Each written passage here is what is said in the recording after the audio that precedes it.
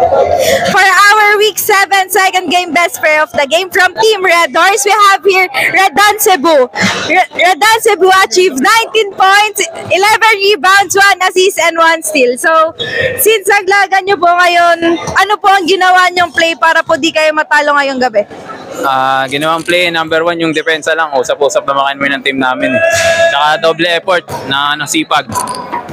Second po, Kuya Cebu, ano po yung ginawa niyong play since nung una po is parang nagkakagulo po kayo sa defense, tapos sa offense po parang, parang nagkakagulo po kayo sa loob ng court.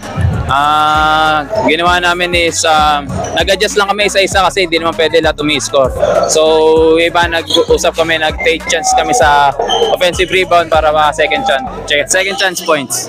Okay po, for our last question po, sino po ang naging inspirasyon nyo this game and sino po yung gusto nyo batiin or pasalamatan? Siyempre po, Lord, tsaka yung family ko po, tsaka yung anak ko, tsaka yung mga team na, lahat ng team ko, tsaka yung number 1 idol kong legendary, si Daddy Rap. Daddy Rap!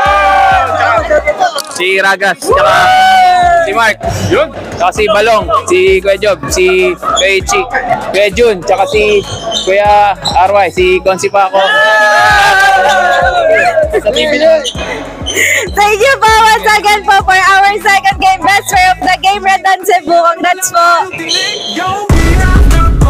Tayo mag-enjoy, mga kaibigan sa paligid wala